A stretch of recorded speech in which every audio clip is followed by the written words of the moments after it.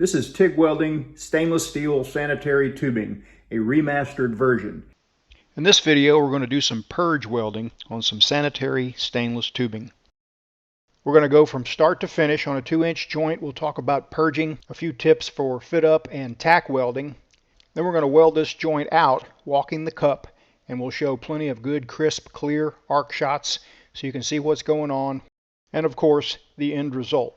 We're going to get to welding in just a few seconds, but first let me tell you about a new product that I have. It's the Weldmonger dual flow meter with lifetime warranty.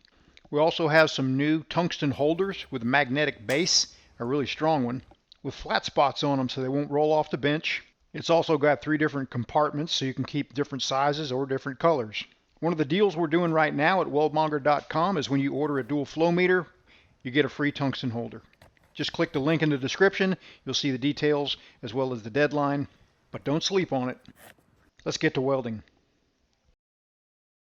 This is 2-inch diameter, roughly 0.63 wall thickness, 316L stainless steel. That's pretty common in the sanitary industry.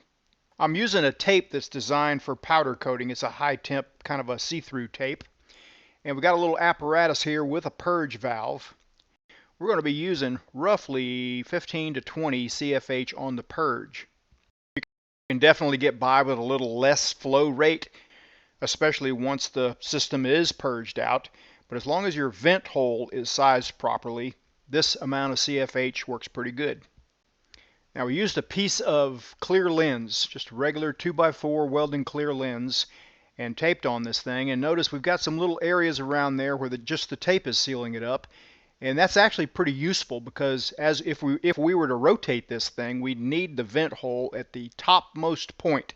Remember that argon is heavier than air and it displaces oxygen just like if you were pouring water into a container. So if we were to rotate this thing, we could poke holes in those little areas and still vent. This is a label off the tape that I'm using. You can probably find it on Amazon. That's where I got it.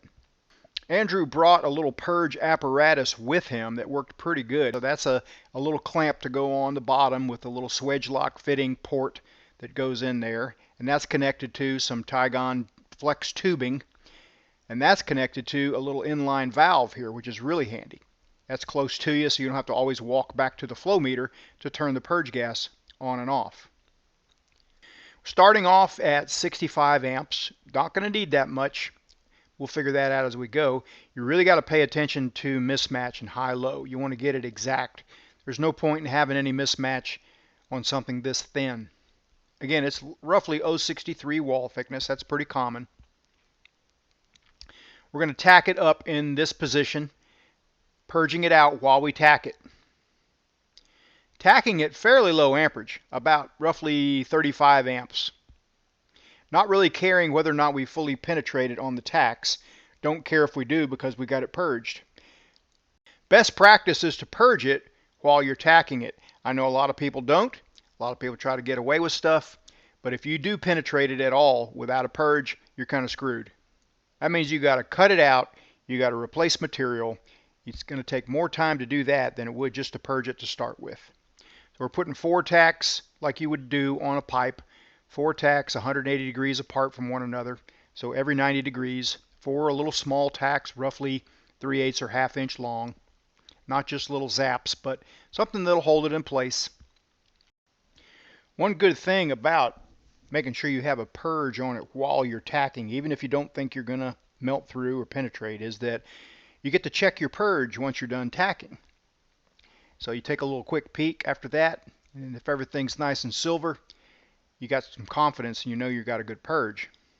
For the tack welding, we were at 30-something amps, but we did a little trial run on a scrap piece and determined about 42 to 43 amps was going to get us where we need to be for a fully penetrated, nice, smooth route.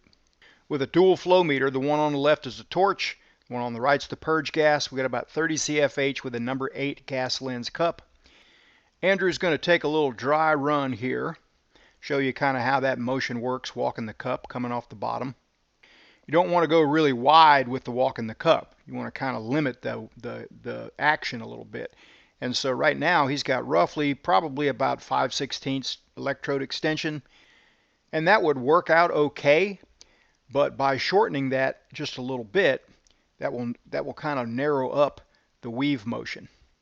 That'll keep the heat focused right on that joint. So here we go, coming off the bottom. Andrew is really dialed in, trying to stay centered up on that line, on that seam. Sometimes it even helps just to knock a slight chamfer on that thing just so you can see it better. At least it does for me. My eyes are not 23 anymore. A little body position change, trying not to miss a beat. Again, just a narrow little walk the cup, a narrow little weave, keeping that seam lined up in the center of that puddle. Now, it's worth mentioning that you don't have to walk the cup on a joint like this. It just lends itself really well to sanitary tubing. You can freehand. Sometimes you have to freehand because there might be another one right next to it on three sides of it, and you just don't have room to work the torch around like this. But when you do, like in a tripod vise, it sure does make it go nice. If you have to stop, if you sneeze, if something happens like that and you just have to stop, making a restart is usually not a huge deal. You just don't want to have a restart if you don't have to.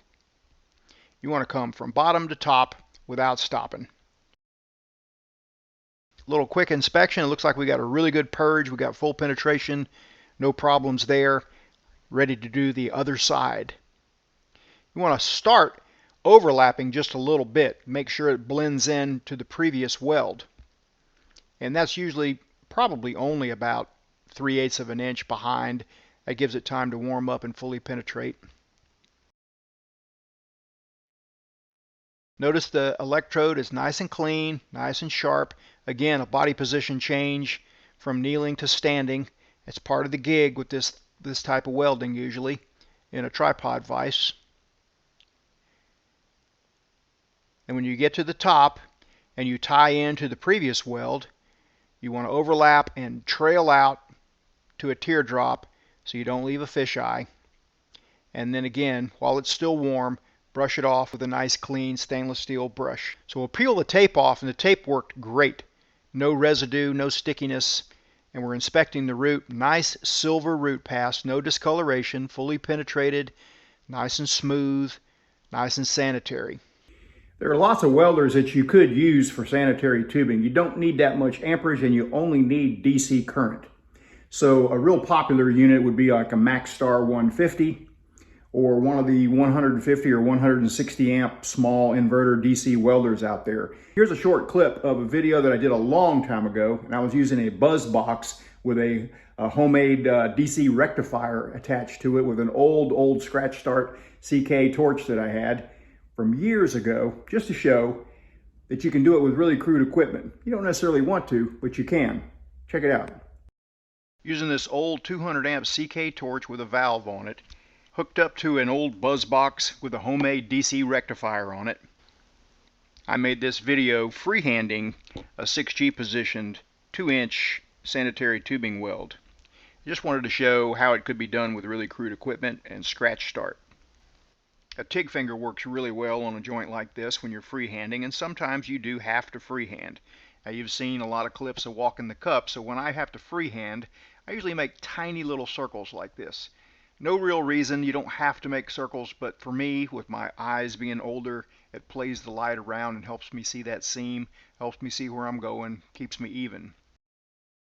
With sanitary stainless tubing, the inside is more important than the outside. Your amperage and your technique definitely help, but getting a good purge is kind of the main thing. You kind of want it flush on the inside and flush on the outside, and that's pretty much the goal. Here's a nice little show and tell of a properly purged joint versus one that was not purged at all. Imagine the bacteria and critters that can grow in all those crevices as compared to the nice smooth surface of a properly purged joint. And if you're doing sanitary work or other stainless, a TIG Pro kit's got a cup for every situation. It's like the Swiss Army knife of TIG kits. This Jazzy 10 ceramic cup inside the kit would be a great choice for sanitary tubing. Don't forget to click the link in the description. Check out our new dual flow meter with lifetime warranty. And don't forget, for a limited time, you can get a free tungsten holder when you order a dual flow meter.